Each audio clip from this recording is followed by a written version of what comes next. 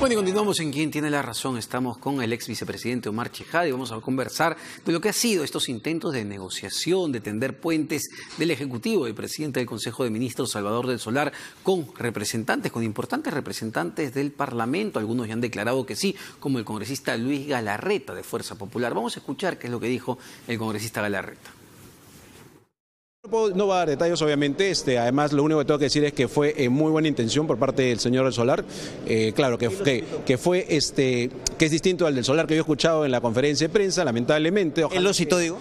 Bueno, no voy a entrar a detalles, pero lo importante es que la buena intención y la voluntad de dialogar, de conversar para ver una salida, eso obviamente tenía que ser todavía consultado con todos los demás parlamentarios, que están en la semana de representación. Así que es positivo que se pongan a conversar y que busquen alternativas. Si se estaba hablando de una agenda país sobre el tema de la seguridad, sobre el tema de la reforma laboral, sobre reformar la Constitución en algunos temas que deberíamos dejarle al próximo gobierno para que no sea complicada la relación entre ambos poderes, eso debería retomarse. Es decir, el tema bien archivado, constitucionalmente y pulcramente archivado en la Comisión de Constitución el día de ayer, no tiene por qué impedir que se converse para poder ver, vuelvo a repetir, una agenda en común. Bueno, no solamente fue con Luis Galarreta, ¿no? También, entiendo, ha tenido reuniones con el congresista Javier Velázquez Quesquén, con el congresista Juan Cheput, el congresista Víctor Andrés García Belaunde, en el intento de tender estos puentes y de negociar. Sin embargo, a la hora de la hora no se logró absolutamente nada. Mira, pero aquí le podía quedar alguna duda, Omar, que el Congreso de la República iba a archivar el proyecto de adelanto de elecciones en una primera instancia, sin llegar al Pleno, no sin forzar al Pleno del Congreso de la República, porque cuando ya llega al Pleno, hay que ser sincero, también hay la presión mediática congresista por congresista, ¿no? Es decir, hay una tensión, el pueblo sale a las calles, con legítima razón. ¿Pecaron de ingenuos, Omar? Bastante. Yo creo que Vizcarra, en su intento de pechar exageradamente, de mi punto de vista, al Congreso de la República, picó él y sobre todo el señor del Solar de ingenuidad, porque lo que mandan en el Congreso son los votos, y los votos para temas importantes, temas de Estado, no se deciden normalmente en las discusiones en el Pleno, se discuten a priori en reuniones de bancada, en reuniones con los jefes de bancada, con los presidentes de los partidos, con los líderes de cada partido, y se toma una decisión y normalmente la bancada hace caso, salvo excepciones. Pero, digamos, sería bien ingenuo pensar que un congresista de la República, que además no va a reelegirse, se va a adelantar las elecciones un año, y muchos de ellos tienen, como se le dice, anticuchos, es decir, tienen procesos judiciales, investigaciones. Entonces, a razón de que, según el pensamiento de varios congresistas con los cuales he hablado, actuales, ellos iban a disparar a los pies, iban a adelantar las elecciones, no iban a ir a una reelección inmediata, simplemente porque al señor Vizcarra se le ocurrió. O sea, muchos de los congresistas, hay que ser sinceros, no piensan, lamentablemente, en los destinos del país. Piensan en sus intereses personales. Bueno, y además de eso, Omar, nosotros los periodistas hemos conversado con varios congresistas de diversas bancadas, y de los que han votado no han ocultado en ningún momento su intención de archivar este proyecto. Claramente ellos decían que no estaban de acuerdo, pues, con el adelanto de elecciones. Es decir, pensar que esa opinión iba a cambiar si ya era pública. Era muy ingenuo. Es más, Vizcarra dio plazos, otro grave error, porque cuando tú quieres negociar, cuando quieres consensuar, no das plazos, porque te sucede esto, ¿no? Es una derrota, digamos, casi vergonzosa del presidente de la República, ¿no? Porque él señaló primero que el 31 de agosto debía aprobarse en el Congreso de la República su proyecto de adelanto de elecciones. Había un cronograma en la cual el referéndum era en noviembre, en marzo eran las elecciones, digamos, para Congreso de la República y presidentes y vicepresidentes. Entonces, todo un cronograma que se le fue yendo abajo inmediatamente.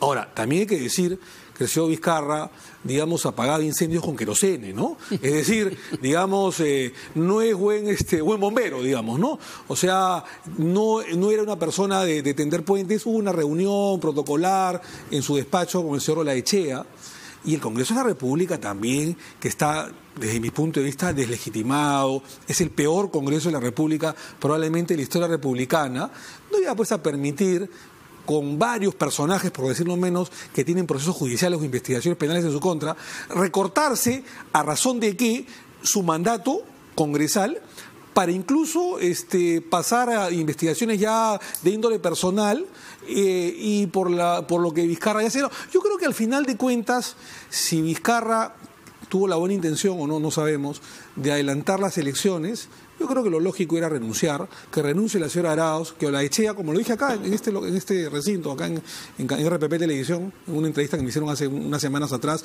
o a las semanas del anuncio de Vizcarra, era que el señor Vizcarra renuncie la vicepresidenta Arauz, que Olaechea asuma la presidencia temporal, como lo hizo Paniagua el 2001 o 2000 de la presidencia de la República, convoque elecciones generales y que hayan elecciones generales, repito, el próximo año. Ahora, Mar, ese es el único camino que queda en este momento, lo digo porque, uno se pone a pensar, ¿qué se viene de acá hasta el 2021?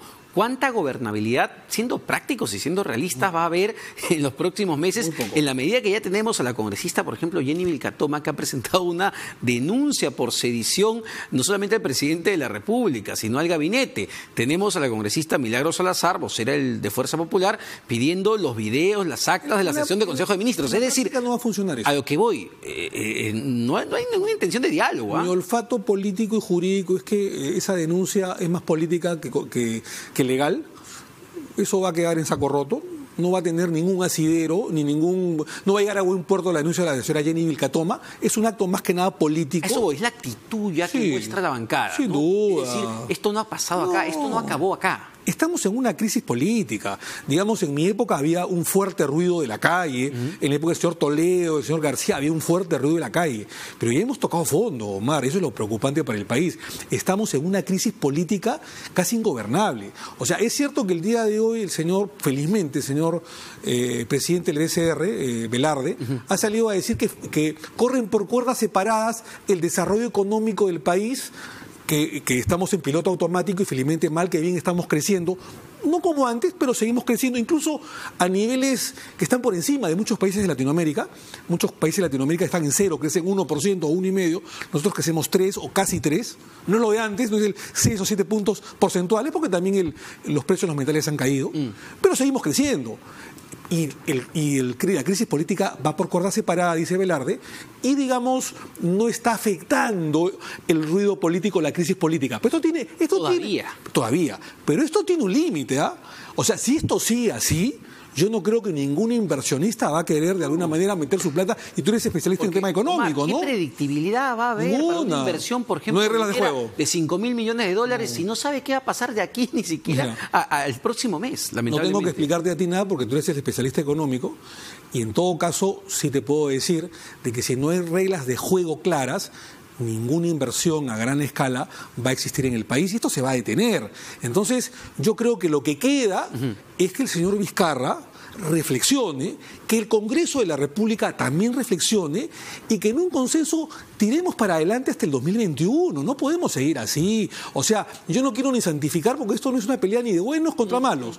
Acá hay responsabilidad de ambos. Hay un desgobierno del Congreso y también del presidente Vizcarra, que irresponsablemente, lo tengo que decir, lo dije el primer día que lo señaló, digamos, solicitó un adelanto de elecciones por, creo yo, una incapacidad de poder gobernar, de consensuar y tender puentes, porque se vio incapaz ante una mayoría que también obstruye, que es el fujiaprismo, digamos, y creo yo de que nos debemos, los peruanos y la sociedad civil, exigirles a nuestros representantes, al presidente de la República, al presidente del Congreso y a los parlamentarios, que se den la mano y construyan puentes. Ahora, Mar, no podemos seguir así. ¿Crees que en esa coyuntura que mencionas, la calle va a ser un actor importante en los próximos días? Es decir, si el Congreso de la República va por todo y, digamos, modifica la correlación de fuerzas en el Tribunal Constitucional, luego de unos días vemos que Barata empieza a cantar sobre los congresistas, la cosa se va a poner un poquito color de hormiga, ¿o no? Mira, hace pocos días lamentablemente hemos visto que la calle se ha diluido, hay que ser sinceros, han habido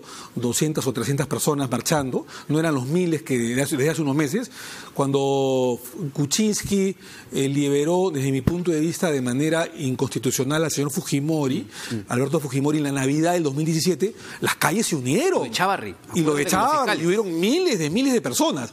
Pero en esto la población ha tenido el olfato de decir, es responsabilidad de ambos, ¿no? Sí. No solamente es el Congreso de la República, también la gente está cansada de ambos. También es Vizcarra, ¿no? Entonces, ahora, un tema adicional para terminar. Mira, a mí me da la impresión de que el día de hoy el señor Vizcarra ha retrocedido un poco, ha reculado, porque hasta hace unos días el objetivo de Vizcarra era adelanto de elecciones. El día de hoy casi no ha hablado nada. Ha hablado del Tribunal Constitucional, que es clave, es un bastión para ambos, para el Congreso y para el Ejecutivo, porque ambos están interesados. Acá no hay ni buenos ni malos, ambos tienen intereses subalternos. Entonces, lo que yo creo es que si esto sigue así, lo único que quedaría en el país, o es que se unan, que hay una reflexión y por el país se unan el Ejecutivo con el Parlamento, o sino que el señor Vizcarra renuncie la señora Arauz, que el señor Arechiga asuma provisionalmente la presidencia y que convoque elecciones para abril del próximo año. No queda otra alternativa. Porque una cosa, si hay una cuestión de confianza, pues mucha gente no lo sabe, si hay una cuestión de confianza para el adelanto de elecciones, y si esto se logra, ¿qué cosa va a haber el día siguiente? La gente piensa equivocadamente, porque no son abogados, no tienen por qué serlos, ni políticos, es que en abril del próximo año se disuelve el Congreso, la comisión permanente va a tener, que son 25 parlamentarios presididos por el presidente Olaechea, va a tener que estar hasta el próximo julio del próximo año, y en abril del próximo año se convocarían elecciones para que haya un nuevo parlamento, pero solamente por un año, del 28 o 27 de julio del 2020 al 28 de julio del 2021. La pregunta es, ¿quiénes van a querer postular por un año para ser parlamentarios? O sea, la verdad que estaríamos prácticamente en lo mismo, con la salvedad aguda de que entraríamos en un proceso electoral que causaría más inestabilidad política y muchos más gastos. Son cientos de millones de dólares en gasto en convocar elecciones. Esto no nos conviene. Muchas gracias, Omar, por estar esta noche. Gracias, Tocayo. Tiene la razón. Y bueno, vamos a ver qué pasa durante el fin de semana y sobre todo el día lunes, otro día clave para la democracia en el Perú. Nos vamos. Yo los dejo con Tatiana Alemán con mucho más en RPP Televisión.